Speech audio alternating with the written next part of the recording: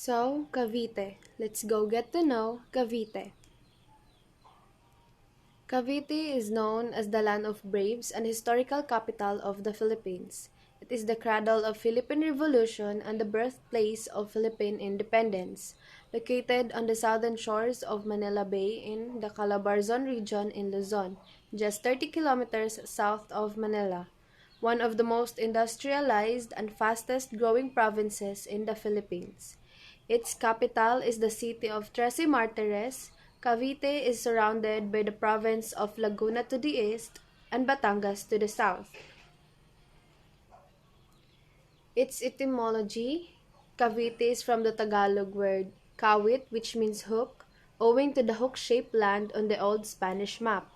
The land was formerly known as Tangway, where Spanish authorities constructed a port from which the city of Cavite rose.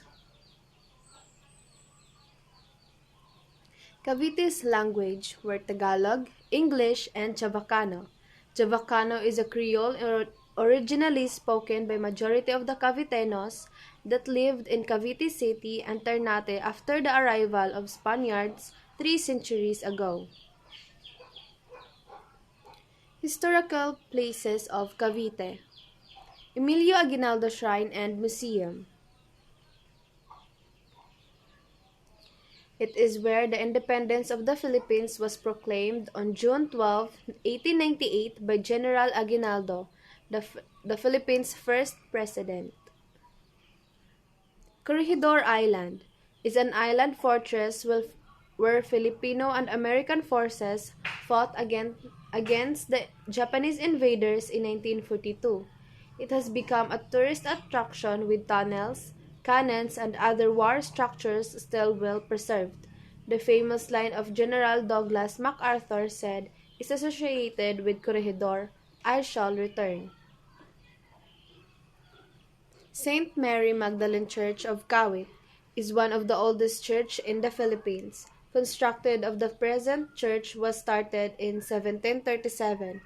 The church was last restored in 1990 by the citizens of Kawit.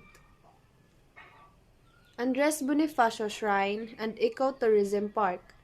Located in the vicinity of Mount Nagpatong in Cavite, Andres Bonifacio's Shrine Ecotourism Park marks the supposed place where Andres Bonifacio and his brother Procopio were executed in 1897.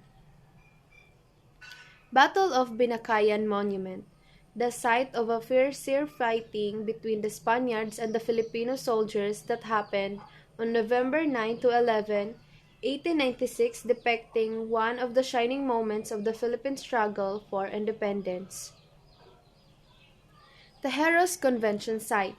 This was the place where Filipino revolutionaries held their 111th convention on March 22, 1897, and approved the establishment of a revolutionary government headed by General Emilio Aguinaldo.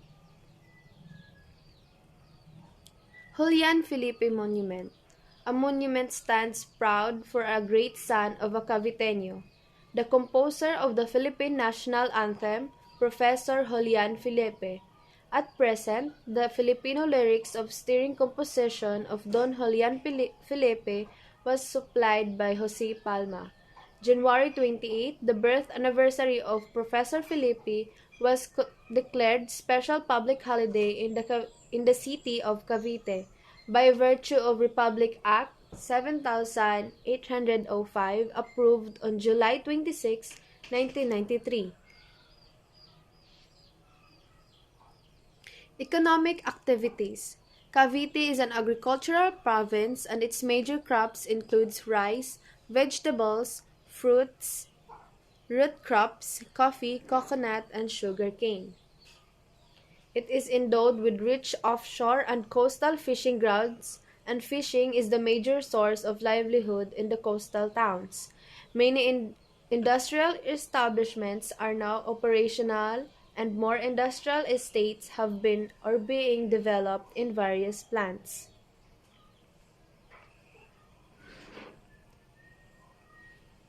Festivals. Kawaiian Festival is a 2-week-long province wide event held annually from May 28 to June 12, is at as its name suggests, the series of events for the festival are held to, to celebrate the independence. Festivals. Kalayaan Festival. It is a 2-week long province-wide event held annually from May 28 to June 12. As its name suggests, the series of events are the festival held to celebrate the Independence Day season. The festival was launched in 2005 with a variety of activities such as street dancing, float parade, beauty pageant, and trade fair. Regatta Festival. It is also called the Water Festival. The festival comprised of games, street dancing, photo exhibit, trade fair, concert, and water splashing. The festival is done 3 days from June 22 to 24, done in celebration of Saint John the Baptist. Sorteo Festival. Local festival held every 3 years to relive the old practice of distributing agricultural lots to deserving farmers through raffle draws. Sumilang Festival, recognized as the agricultural event. The occasion is participated in by dancers who come from agricultural sectors.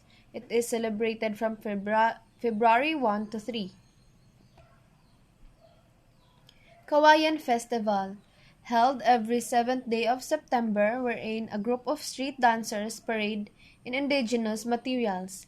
An exhibit of bamboo products likewise done in the town of Plaza.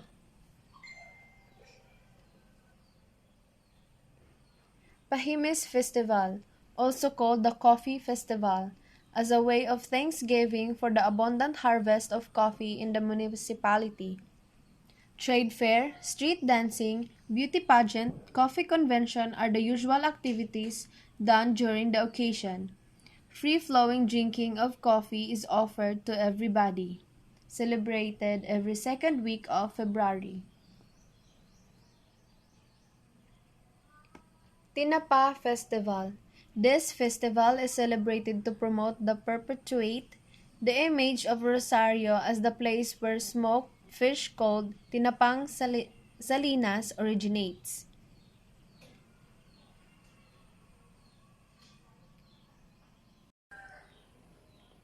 Interesting spots in Cavite. Honeymoon Beach.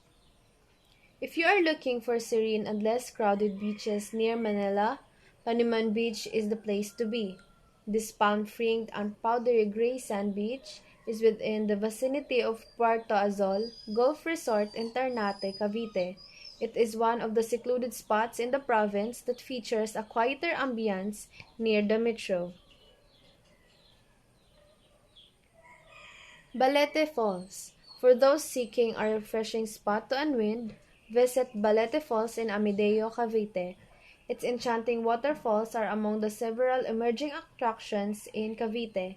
Enclosed inside a 4-hectare property, the Balete Falls has a refreshing cold water gushing down a natural swimming pool.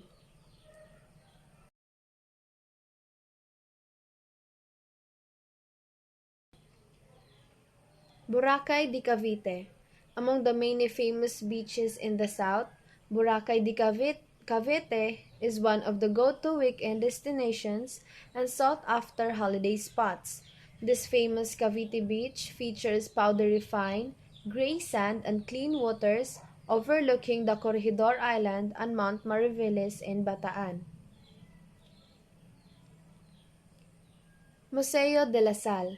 The province of Cavite is also home to various cultural and historical attractions, one of which is Museo De La Salle, the official museum of the De La Salle University system in Dasmariñas, Cavite. It aims to showcase the extravagant lifestyle of Ilustrados during the colonial period.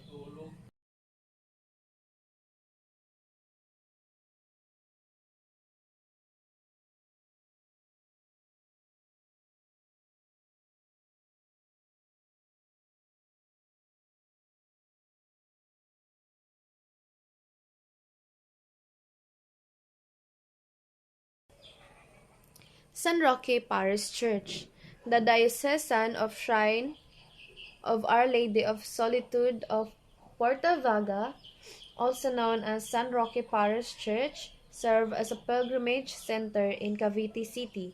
It is one of the most visited churches in Cavite.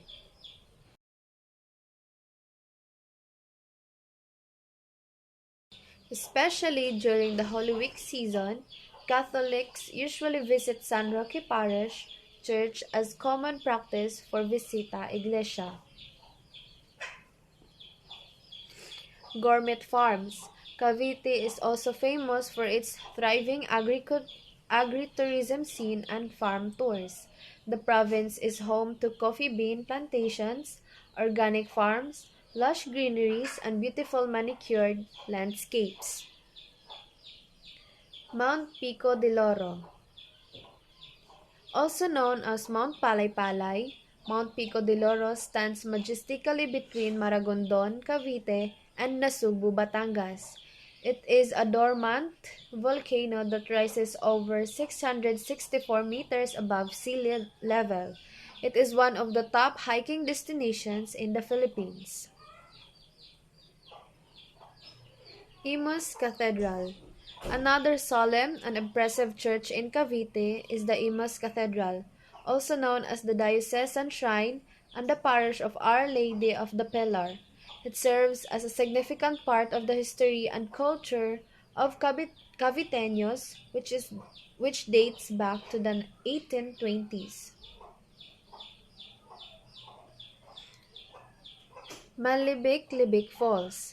One of the hidden gems in Cavite is nestled between General Emilio Aguinaldo, Maragondon, and Magallanes towns. Libbic Falls is a result of three rivers merging from a 100-meter cliff below a grassland. A cascading water also pours to a wide catch basin, perfect for a refreshing dip.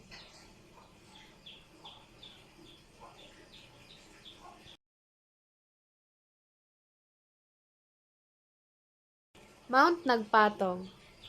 Mount Nagpatong is located in Maragondon, Cavite.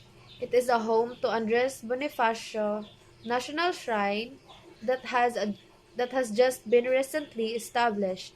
Fortunately, the shrine can be accessed by any type of vehicle that is capable to pass through rough roads. The name of the mountain was taken after a rock that is on the top of the mountain. Local says Mount Buntis and Mount Nagpatong claim to be the execution site. Tagaytay. Tagaytay, which is officially called the City of Tagaytay, is a component city in Cavite Province. Tagaytay is one of the most frequent places in the south because of its outstanding scenery. It overlooks Taal Lake and Taal Volcano and cold climate. Given its high altitude, this makes the volcano and the lake viewable from several vantage points. This also explains where it gets its moniker and why tourism is one of its major industries.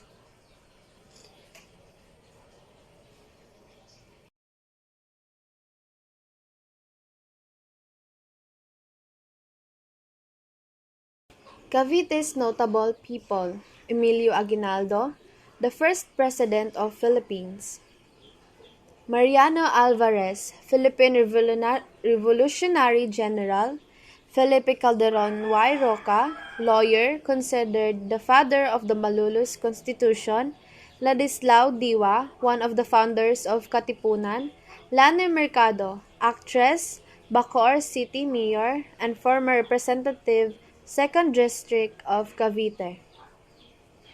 Cavite's trivia. Amadeo is nicknamed the coffee capital of the Philippines. It is the largest coffee producer in the Philippines. Ternate is the place where many people still speak Chavacano or broken Spanish. In 2006, Dasmariñas was declared as the richest city of Cavite Province. So, welcome to Laguna, here in Calabarzon, Region 4A. Laguna was formerly called La Laguna and La Provincia de la Laguna de Vey. It was named after Laguna de Vey, referring to a large body of fresh water, lake or lagoon, that was named after the province's first capital town of Vey. So let's go at the Calamba Laguna. Here in Calamba Laguna, you can visit the Rizal Shrine. The Rizal Shrine here in Calabar Laguna is being maintained by the National Historical Institute by the Department of Education and Culture. Also, this is the birthplace of Jose Rizal, the Philippines' national hero. If you are asking why Rizal House green, the visitor will get a relevant answer. The house are meant to honor the memory of Jose Rizal family and their way of life.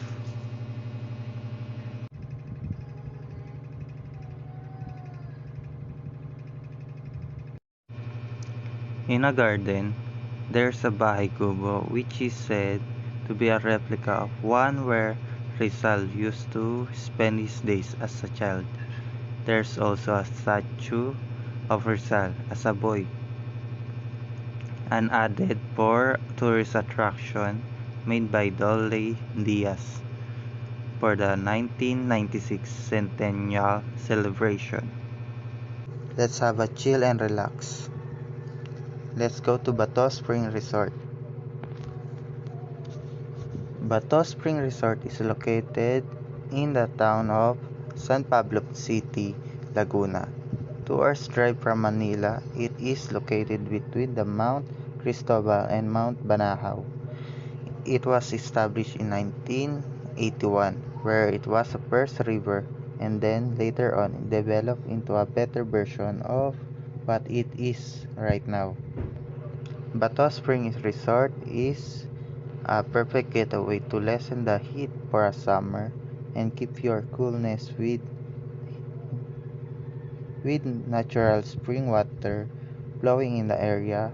Cold and chill vibes will surely touch your inner hotness. Literally speaking, the water is too cold at day and even colder at night. Refresh your way to better day. So let's go to Hulocan Falls. One of the most popular falls in Laguna is the Hulocan Falls. It's recommended to go here early in the morning so you can see the rainbow that's always there around 9 a.m.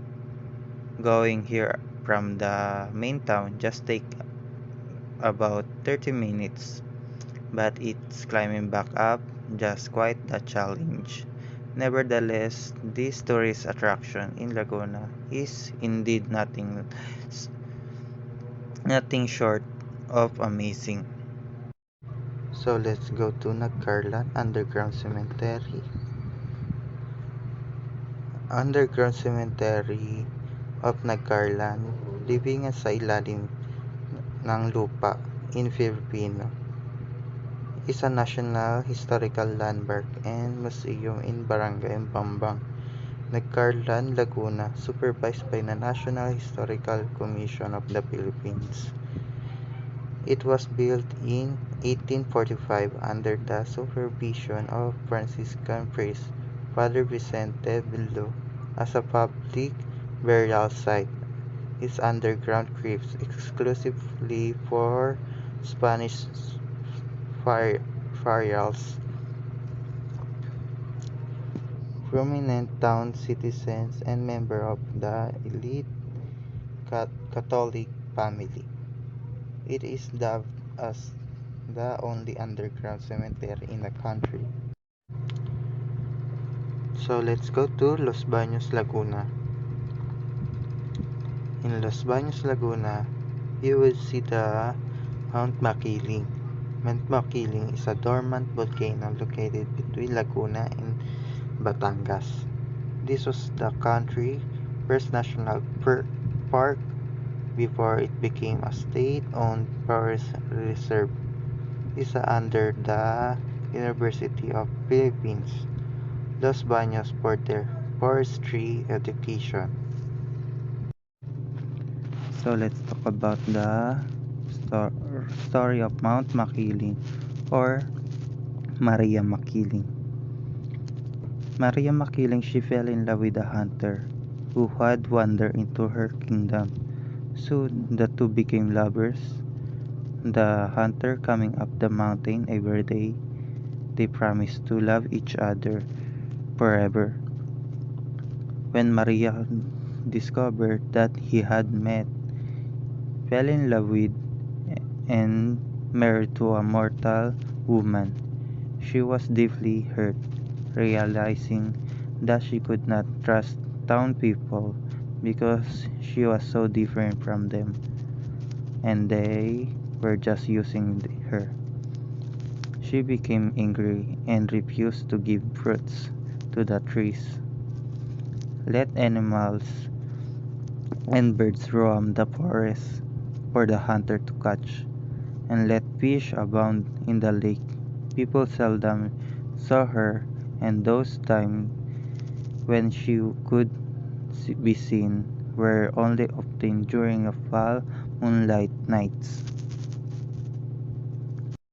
For our next province, welcome to Batangas. Batangas City has the largest international seaport in the Philippines after Metro Manila and the home to well-known Taal volcano, one of the decade's volcano. Batangas is one of the most popular tourist destinations near in Metro Manila. Its capital is Batangas City. Are you ready to see the tourist destination in Batangas? Then let's go! For our first stop, welcome to Fortune Island. Oras ang biyahe papuntang Barangay Calayo na Sugbo. Ngunit sasakay pa ng bangka papuntang Fortune Island na nagtatagal ng isang oras. Fortune Island is located in Nasugbo, Batangas. Fortune Island was once a private island owned by Laurenita Pestano. It was turned over to the government, and the island now is owned by Jose Antonio Lebeste, former governor of Batangas. Fortune Island was been opened in the year of 1995. Kilala ang Fortune Island dahil ito isang luxury resort. Pero nagsara ito noong 2006 dahil nasira ang bagyo ang mga atraksyon nito. At mahirap din ito panatiliin ang mga fresh water. Pero ito ay muling nagbukas noong 2013 hanggang ngayon. Our second stop, welcome to Monte Maria Shrine. Monte Maria Shrine is located at Barangay Pagkilatan in Batangas City. 3 oras o 4 na oras ang biyahe dito mula Maynila. Monte Maria Shrine, more formally known as Monte Maria International Pilgrimage and Conference Center, overlooks Batangas Bay. You can get a good looking at the surrounding area for the observation deck, including Tingloy, Verde Island, and even part of Oriental Mindoro. Most outstanding feature is the massive statue of Mary, Mother of all Asia, said to be the world's tallest statue of the Virgin Mary. The Mother of all Asia Tower of the Peace is a monument to the Blessed Virgin Mary that symbolizes peace and unity in the Asia and the rest of the world, with a height of 98.15 meters, 322 feet measured from the ground to the tip of the cross on the top of its crown. It is the world's tallest statue of Mary. For our third spot, welcome to Anilao. Anilao is one of the most popular beach destinations in Batangas, located in the municipality of Mabini. It is considered as the sun-prime diving destination because of its rich underwater treasure, with its many beach and dive resorts, hotels, and even cheap houses. For our fourth stop, welcome to the farm at San Benito, Lipa, Batangas. The farm at San Benito is a 5-star resort that offers holistic nest program accompanied by exclusive amenities such as swimming pool, a garden area for wellness activities, and restaurants offer vegan foods. It is established in year of 2002. You can enjoy the stunning of the massive mountain, pure and fresh water with a clear and positive life-giving energy radiating around the property. Welcome to our fifth stop, Taal Basilica. The Basilica de San Martin de Tours, simply known as Taal Basilica, is Asia's largest church, and it is not very difficult to see. The original town of Taal was founded by Augustinian missionaries in 1572, but is destroyed in 1754 after the biggest explosion of near Taal volcano. The biggest church in Asia, Taal Basilica is 96 meters long, 45 meters wide, and 96 meters tall. There are statues of saints and angels stunning the ceilings, and domes have become with the additional of vivid image of the scenes from the Bible set and 48 hectares of beautiful grounds dotted with the surrounding peacock. For our next stop is Taal Volcano. The volcano remains as one of the most remarkable and eye-catching attractions of the nature. It has become a most visited destination for every traveler across the world. Taal Volcano is the largest cathedral filled by Taal Lake in the Philippines. Located in province of Batangas, the volcano is one of the most active volcanoes in the country with 36 recorded historical eruptions, all of which were concentrated on the volcano island near the middle of the lake. Our next destination, we will visit the most popular restaurant in Batangas. The first one is Restaurant El Toro. This restaurant serves as authentic German food along with a great mix of Mexican, Korean, and Filipino food. Our next stop is Horcolon's Lomi House, located in San Jose, Batangas. Restaurant na to ay dinadayo ng maraming tao dahil sa kanyang masarap na lomi na maraming toppings. For now, let's look for the best food created by the Batangas people. Our first food is panucha. Kung ang Baguio ay may peanut beetle, ang Batangas naman ay may panucha. Ang pinucha ay isang buong circle ng peanut na may matamis or hindi, at ito ay nakabalot sa isang plastic. For our next food is Batangas Loming. Batangas Loming is characterized as having unusual thick soup with a thick egg noodles, also complement with the soup well, adding texture to the dish, while the toppings may differ from the places to places. Some common ingredients may find as cracky pork ribs or pork belly, stripe of boiled eggs, sausage, or even spring onions. Hello everyone, my name is Marian Mira, and today we'll talk about Rizal in Calabarzon 4A. So, Rizal. Rizal is named after Jose Rizal, one of the main national heroes of the Philippines. Their ethnic languages is Tagalog, whilst 99% spoken. Ilocano is 5%, Bicolano is 4%, and Cebuano is 1%. But their main languages was Tagalog and English. Also, Rizal is bordered by Manila to west, Bulacan to north, Quezon to east, and Laguna to southeast. And Rizal has 13 municipalities, and its capital is the city of Antipolo. And this is a short video about sites of Rizal. So makikita niyo kung gaano nga ba kaganda yung Rizal. This is some of the attractions na makikita dito.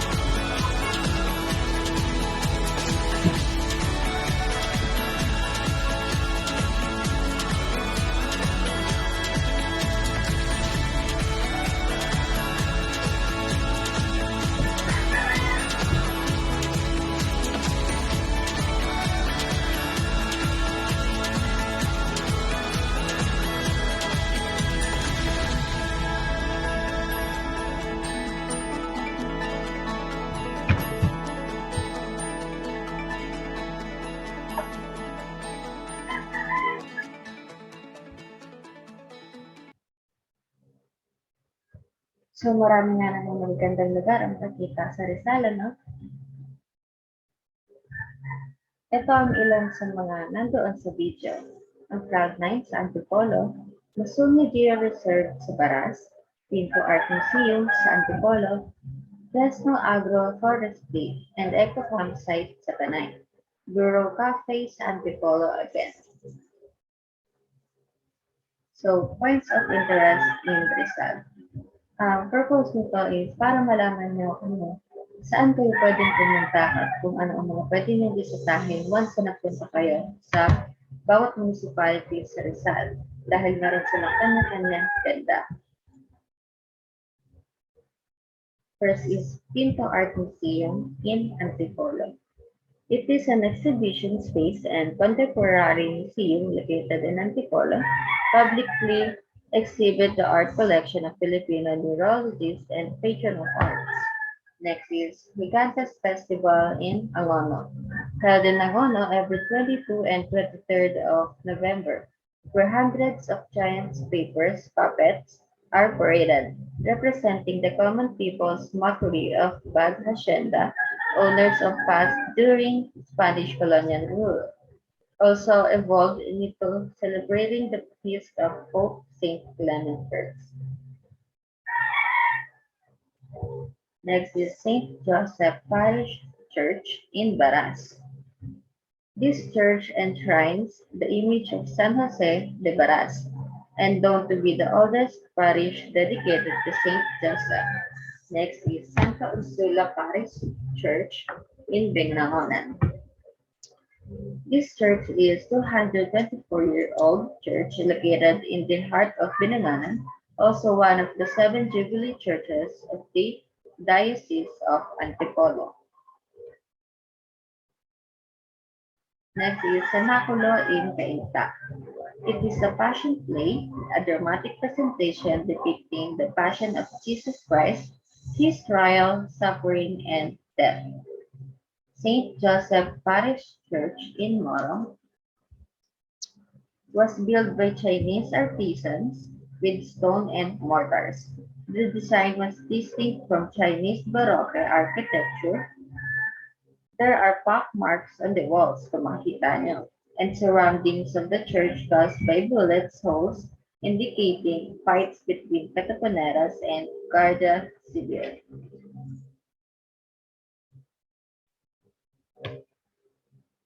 Next is Rizal Wind Farms in Pililla, the newest addition to growing list of tourism hotspots.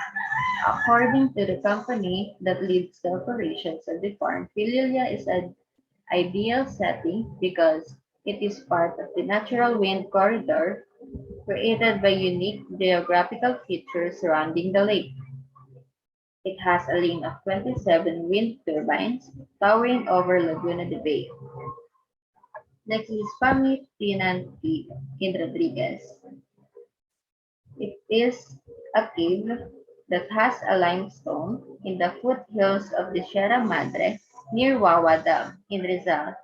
The cave was formerly known as Cave of Bernardo Carpio, derived from Bernardo Carpio, a Philippine mythology who was rebuffed by the gods because of his insolence. Legend says that he was chained forever.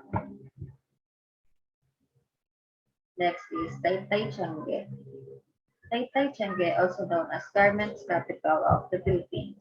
Its local garments are the bread and butter of townspeople, the heart and soul. And Tanay Masuni Geo Reserve, a 66 billion old limestones and karst formations alongside the flora fauna, is a conservation area and drastic rock garden. Masumi's name derived from word masungki, means spike, a description for sprawling limestone landscape from within. This is also a short video sa mga binanggit kong attraction. Makikita natin kung paano nga ba yung sinaselebrate sa lugar na yan.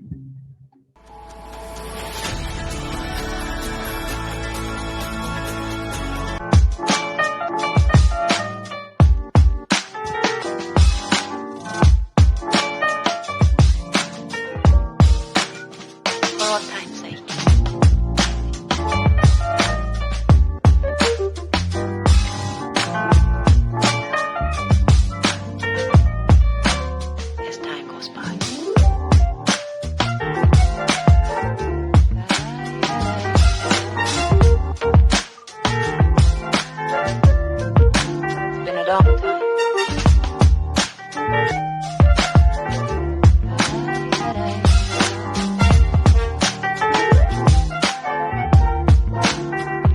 Some of the old songs.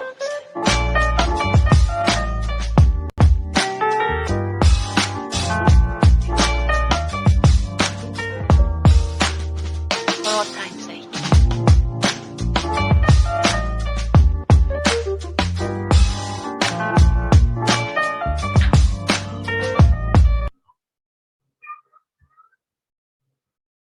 So, tapos na tayo sa attraction. Next naman is food trips and restaurants in Resound.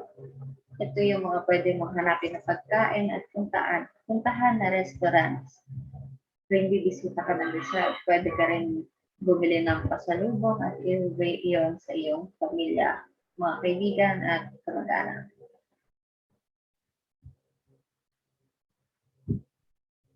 This is also a short video para doon sa mga food trip na pwedeng kainin, also the restaurants na pwedeng puntahan sa Rizal.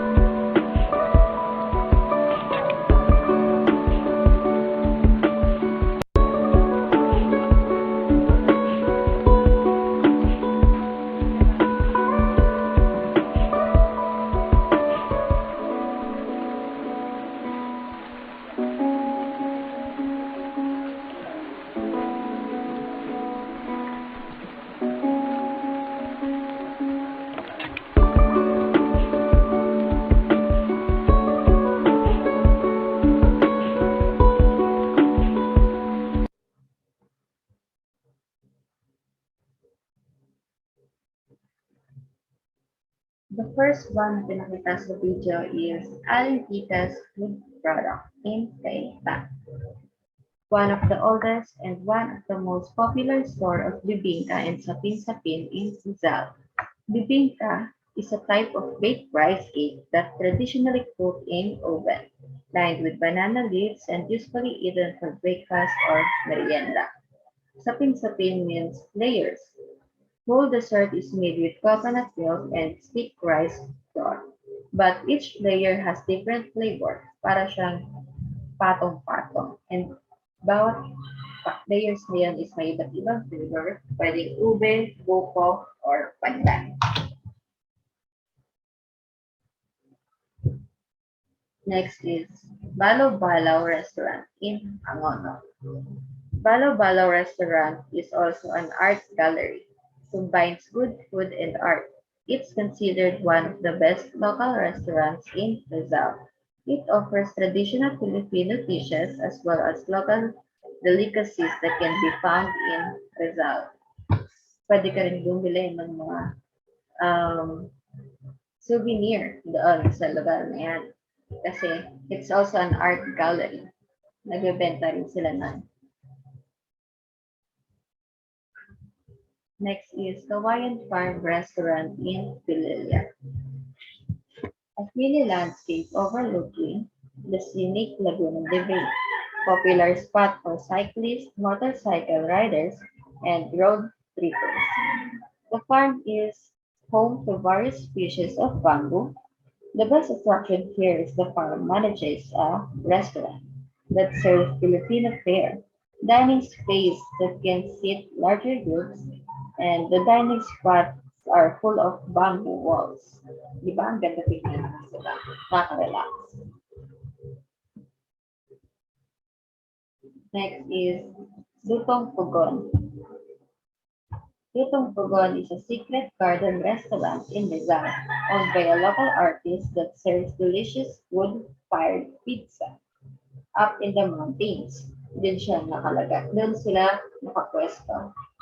So the place looks a very cozy restaurant with artistic bohemian feel. Feels very earthy and organic since nasa mountains na ang lugar niya and it's a secret garden. So sana magamit niyo to once na nagpunta kayo ng Rizal. And thank you.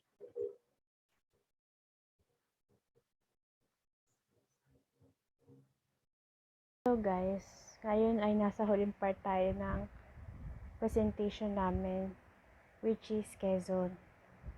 So, marami kayong makikita dito. So, let's go.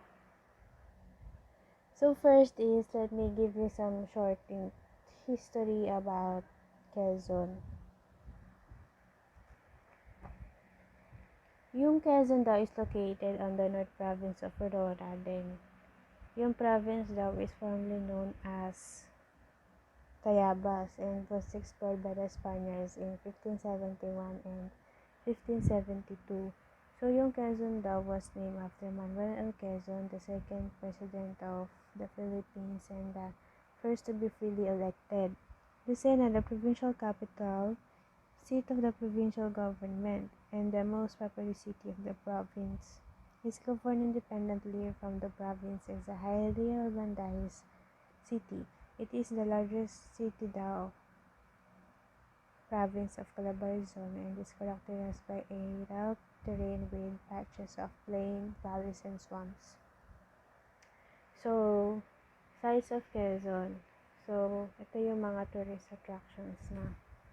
So, first is Mount Banahaw. Yung Mount Banahaw daw is not like any other mountain and also recognized as Holy Mountain and considered siya as sacred by many Filipinos, especially sa mga residents dyan sa probinsya, dyan sa Quezon. Next is Kamay ni Jesus. Ito yung famous place na pinupunta ng mga tao. Tapos, siya yung merong 305 steps grotto to reach a 50 feet tall statue. So, sobrang taas yan para ma-reach mo yung top. Villa Escudero is an 80 hectares hacienda of making coconut plantation which is located in Siang, Quezon. So, next is points of interest in Quezon. Mount Banahaw remains a top Quezon province tourist attraction, as do region's beaches, festival, churches, and food. Quezon province offers many places to go or visit, from the historical sites, the mountain to the beaches or happy festivals. You will love this province. So, we have beach and island. So, first is Cuevang Lampas. Yung Cuevang Lampas is found at the end of the bay, which is easily accessible through a short swim or a quick trek on the rocks. Next is Boraban Island. Ito daw yung most popular beach and island that can be found in Quezon. Tapos, the last is Dampalitan Island. Ito daw yung beach na malapit sa Padre Burgos that has a long stretch of shoreline and tropical island.